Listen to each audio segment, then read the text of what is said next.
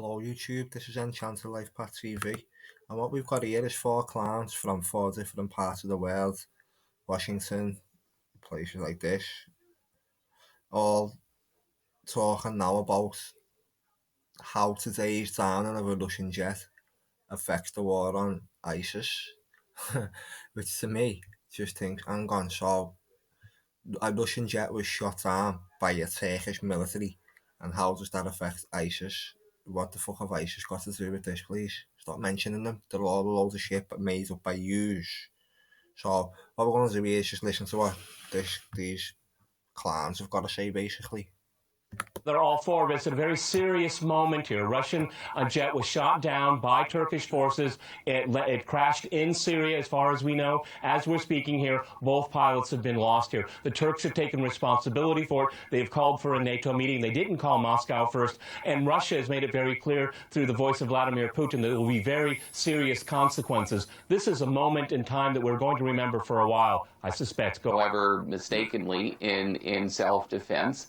And it can try and raise questions about what Russia is doing, perhaps weaken Russian resolve or determination to persist in the effort, and basically begin to get international pressure on Russia to rein in what it is doing in Syria so that Turkey and its friends could get back on track with this idea of a NATO no-fly zone over northern Syria. I don't think that is going to work. Yeah. I don't think it's going to get the Turks what they would like, but it illustrates just how far away we are from a genuinely common agreed framework for dealing with both conflict resolution in Syria and weakening the Islamic State in a serious way.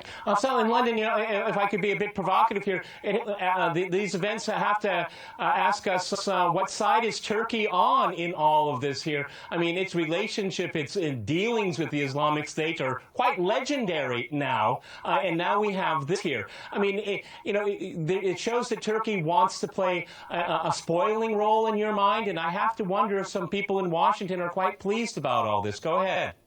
Well, Turkey has certainly had a very confusing response to the Syrian crisis.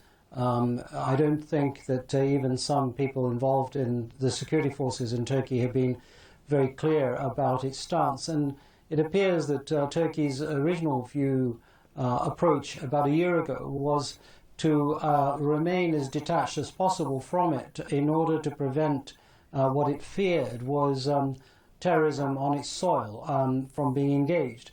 And of course now it's had the terrorism and it's adopted a very strange approach, partially in the sort of camp led by the US, the coalition, but also maintaining within some constraints a very good relationship with the Russians over economic and political interests. And so there is a huge amount of confusion, I think, in the minds of everybody about where Turkey stands. The involvement or support of ISIS is an area that is very contested. Of course, there are those that will give evidence that that Turkey has been dealing with ISIS, or at least tolerating it, even allowing oil smuggling, according to some reports.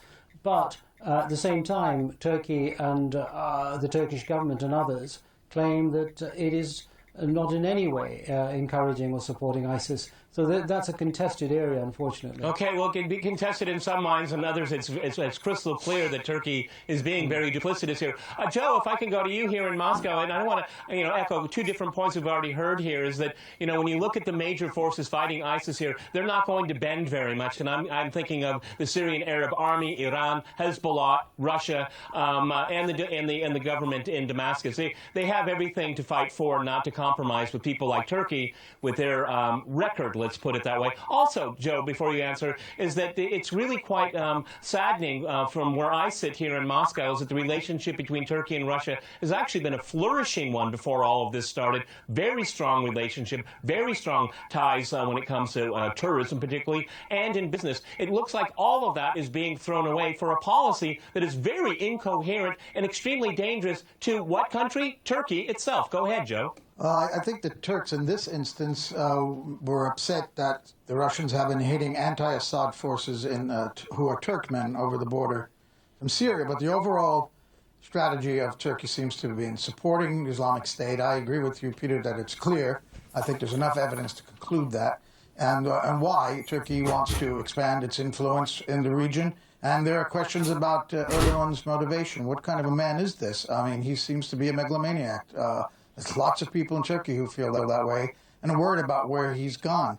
And I think that there are, of course, competing interests, as has been mentioned here. The Gulf states have their interests there, and they're also supporting area groups there, including most likely Islamic State. As we know, President Putin, when he was, ironically enough, in Turkey last week at the G20 summit, said he had a list of 40 countries. He did say private individuals, not governments, who were supporting Islamic State. And now he's come out just after the downing of the jet to say that Turkey was an accomplice to terrorists. What does Turkey want in the end? Does Assad want to sort of use the Islamic State to gain the caliph himself? I mean, some people even think that. How Washington reacts to this will be extremely interesting because I don't know exactly what the United States will do. I agree. You know, Flint, you know, what do you think? I mean, the only country in all of this would be, I could see, at least privately in the halls of power, happy to see the spat between Russia and Turkey. Very serious one. I've followed President Putin's political career from the very beginning. He doesn't mix his words, okay? He's very, very clear in what he wants to accomplish here. And what he said about this event here is extremely clear. And we're all waiting for the reaction here. But there would be people in Washington would like to say, you know, the Europeans want to make a compromise over Ukraine. They want Russia part of this grand coalition. The Russians are actually doing something, and they can actually prove it without, you know, PBS stealing their pictures and their video and giving U.S. credit. I mean, I can go on and on and on, and I've been going on and on and on for a long time about this here. And it seems to me that Washington is the only major power outside of maybe Riyadh and a few others that would be, you know, they're rolling their hands in glee because this continues the conflict in Syria, that if they can't get the resolution they want, they don't want any resolution. Go ahead, Flint. I think there's a lot in what you said. You know, if the United States were really serious about conflict resolution in Syria, I think it is essential for the United States to be working in a serious way toward that goal with Russia. If the United States is serious about undermining, weakening the Islamic State, I think it is essential for the United States to be working in a serious way with Russia, among others, toward that goal. But in the end, the United States doesn't want to work with Russia in a serious way because that would involve real give and take, meaning some give in the American position. It would mean the United States is no longer be able to present itself as clearly the dominant sole external power in the Middle East, that in order to solve problems, it needs to work cooperatively with other regional and international actors. And that is just, it is a bridge too far for much of the American political class. And so the idea of working with... Shove it up your ass. I can't even listen to that no more. That was... Why is he saying stuff like that?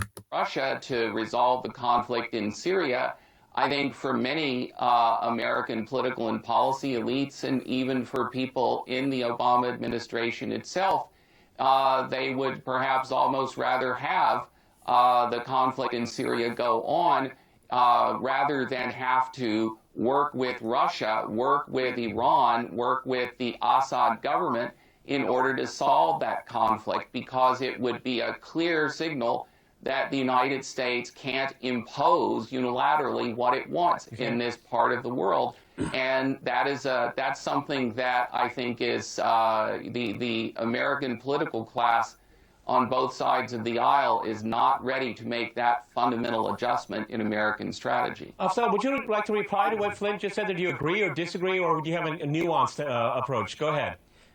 Well, I think that what we are doing so far in this debate is assuming that the events that have happened resulting in the downing of the Russian jet are as a result of policy rather than procedure.